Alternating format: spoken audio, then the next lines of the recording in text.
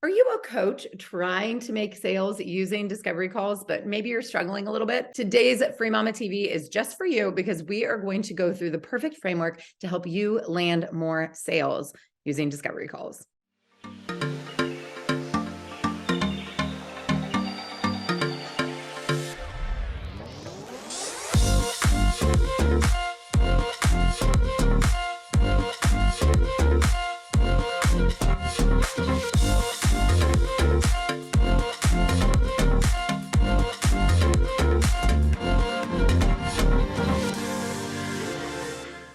Welcome back to Free Mama TV. If you are a repeat viewer, we are so glad that you are here and back and gaining more value from this channel. If you are brand new here, welcome. My name is Lauren Golden. I'm the founder of the Free Mama. And just to catch you up to speed in like 30 seconds or less, I was a full-time working mom of under two.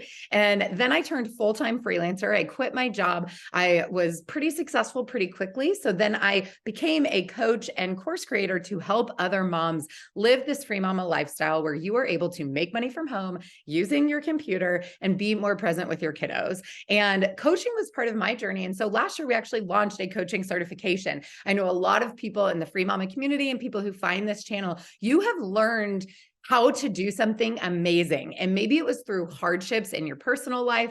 Maybe it was through a health and wellness journey, or maybe like my story, it was through business. And then you want to be able to give back and guide other people through those hardships, challenges, strategies that you had to overcome so that it can be a little bit easier for them, right? So I'm so grateful that you're here checking out this video about discovery calls for coaches specifically. I did make this video a couple weeks ago for best practices that you're probably going to want to check out after you watch today's video. But for now, let's just dive in by starting to talk about what is a discovery call. You might be new to the coaching world, the online landscape, or maybe you've heard them called something different, like a strategy call or, like a power hour, or there's all kinds of different things in the coaching world. And the truth is what you call it is a lot less significant than how you run it. And that's what we're going to talk about today. Now, I don't know if you've ever been on a discovery call or a sales call where it is very obvious that they are reading from something or they've memorized something,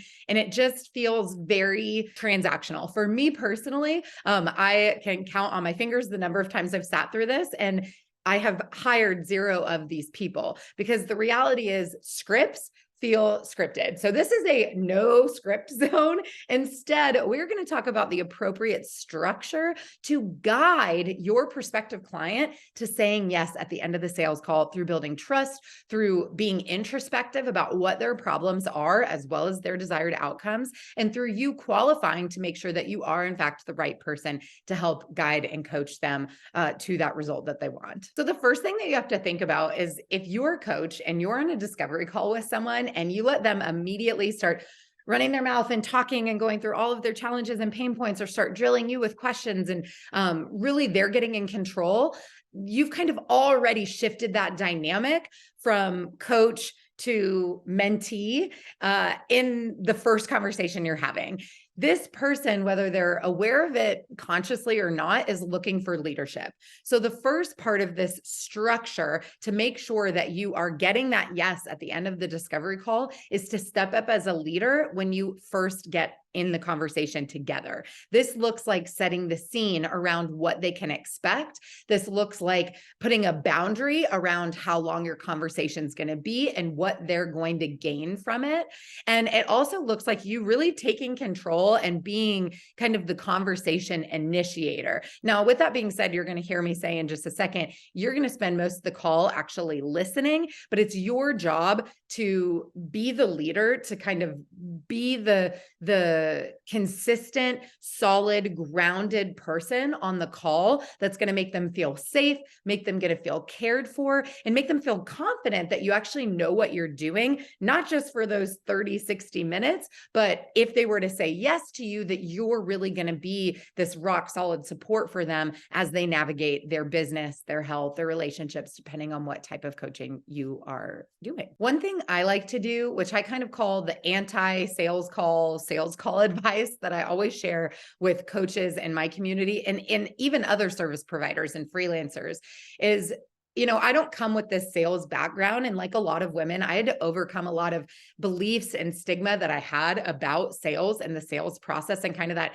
yucky feeling. And the way that I do that is I always start every coaching discovery call session by saying, I am not here to sell you something. Now, that might feel contradictory, but for me, it's actually the truth. I'm not. I'm really there to learn about them and their business, because I will not make an offer or invitation at the end of a call if I don't feel like I'm actually the best person to help guide them. Now, this requires a huge abundance mindset to know that not every sales call should even become a sale. And I think it's really disarming. I think it puts me at ease to go like, listen, I don't have pressure on this. Like, I don't need this sale. They actually probably need me and my help more than I need them and their money. And by doing that, I appear and feel inside of my body so much more comfortable than if I'm going to the equation like, okay, I've got to make this sale. I have to get this person to like me and trust me. So that's kind of my first non-sales sales tactic, because they say, listen, this is not a sales conversation. We're going to spend about 30 minutes together. I'm going to ask you a bunch of questions about your business, what you've done so far, what you're feeling stuck with, or what feels hard, what you've done about it, what you've tried to do to fix it, and really where you want to be. And based off that information, I'm going to let you know if my program is the right fit for you. Usually if I'm doing a sales call, it's for a higher ticket mastermind. And I'm going to let you know at that point if I think that you're a good fit. And if you are, I'm going to tell you about the program, and then you'll be able to ask me any questions. Now, for an entire year, I sold a high ticket program where I was doing my own sales calls for this program in the form of a discovery call. And I never had anyone tell me no. Now, I will say these were all very warm leads. These were people graduating from other courses and programs and things in my business. So they were all very warm or hot leads to begin with. And at the same time, I told at least 2 to 3 people no. I said either you're not ready, or I gave them a recommendation of something else that I thought would be a better fit, because it was mutually beneficial that everybody got the thing that they wanted. And I think bringing that level of integrity also really builds trust and rapport. And even if that person doesn't sign with you, they'll be more likely to refer you to other people. So that's kind of my initial, I take control. I let them know. I set the stage and I set the scene by saying, I'm running this call. Here's the format we're going to follow. And if you qualify, meaning I'm qualifying you, then I will tell you about the program or offer. And again, I think it puts everybody at ease. So I highly recommend trying something like that, especially if you're coming from a place where you've had negative sales relationship with, past stories, things that have happened to you, maybe even tactics you've tried, like scripts that didn't feel good, because this is just like a clean slate and it feels really genuine and authentic if you really mean it. So the next step of this structure is that you're going to queue them up with questions.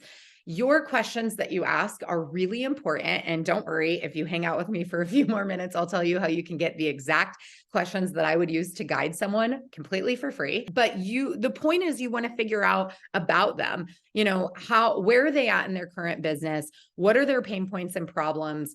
What is it that they're looking for? Where do they want to be in their business? Not just from a revenue standpoint, but how do they want their days to look? How do they want their time to be spent? And depending on the type of coaching that you do, you're going to want little nuanced questions to figure that out. But what you're really trying to do is identify the main problem and determine if your programs or courses or coaching is the solution to that. You're also wanting to, so not just diagnose the problem, but you're also wanting to get a very clear picture of what success looks like, because that's going to help you with the next part of this discovery call structure to help you get more clients. So let's go on to that third step of the structure. So once you've identified what the problem is and what the desired outcomes are, this is helping you in your head while they're talking, you're piecing together their objections. You want to know, what are the reasons that they wouldn't say no? What are the things that they've tried before that feel hard? What are those mindset and logistical things that they're going to have to overcome? Because number one, this is probably going to be something that you're doing through your coaching. So you need to make sure that you have the right programs and things that are a good fit for them before you extend that invitation. But it's also the objections and the reasons why they're probably not going to buy from you. And so you're going to need to know that information so that you can then go on and help them overcome those objections. The way that you do this and the way that you make it obvious that you're the right fit, the right solution for them is through giving examples. Now, this is your pro tip. One of the biggest things I've coached my coaching students on is not over delivering on a sales call. Of course, we want there to be value there, but whether you're calling it a discovery call or a strategy call, the truth is, if you are giving too many strategies, too many action items, too many things that they can go to rectify and solve the problem, they're going to say no to your offer because you just gave them homework and pieces of the puzzle that now they can go try to implement on their own. Instead, we want to help them overcome their objections about the fact that they can't have this end result, this desired outcome that they've already told you in their own words. We want to give examples through our experience, whether it's our personal experience or coaching other students, of how we were able to take someone from A to Z. So we're using stories, we're using really tangible examples. It could be numbers, it could be lifestyle shifts. You don't have to have a million of these. You just need one or two that you can help them sink their teeth into to give you that credibility of like, okay, it doesn't have to be like this. And this person is the one that can take me from this, this place that I'm at where I'm in pain and I'm on this sales call to the place where I want to be, where I feel like I'm thriving inside of my business. Again, your goal is to make it obvious that you're the solution. At this point, you're going to ask if these results that these other people have gotten, these examples that you were giving through social proof and testimonials, you're going to ask if that's something that they're interested in learning about, how you can help them do that for their business. When you get the green light and you have also qualified that they would in fact be a fit, the way that I present this is really very factual, very informative. They've already seen the transformation. Now you want to share with them the deliverables. And then I ask if there's any questions. And if they don't have any clarifying questions, I ask how soon they want to get started. Now, a few minutes ago, I told you that I had an entire arsenal of the questions that I ask when I am on any type of discovery call, whether this was back in my freelancing days or now as a business coach. And I want to tell you how you can get access to that for free. We've already got a link down in the comments for you, so you can go click on that for super easy access, but you can also go to thefreemamamovement.com/questions, and that is going to take you to our discovery call cheat sheet. Now, at the top of that, once you get that free download, you're going to see there's a bunch of like pre-framing and closing questions that are universal for service providers. If you scroll all the way down, you'll see that for every single different niche, we have come up with really important questions that you would want to know when you're on a sales call. And at the very bottom are the exact questions I use to walk through all of my coaching prospects to get them to say yes to working with me. So I hope that this resource is super helpful for you. And I hope that you found this video very informative and that it helps you close more discovery calls for your coaching business with a yes, so that you can go make a really beautiful impact in the world. If you found this helpful, please let me know. Chat with me in the comments down below. Ask me follow-up questions. I love coming and getting to engage. And of course, if you want to hang out with me in my favorite place on the internet, make sure you go join the Free Mama Movement Facebook group. You can ask your coaching questions in there. Plus, it's a great place to network and make connections with other amazing women working from home just like you. So I'm glad you're here, and I hope to see you next week on Free Mama TV.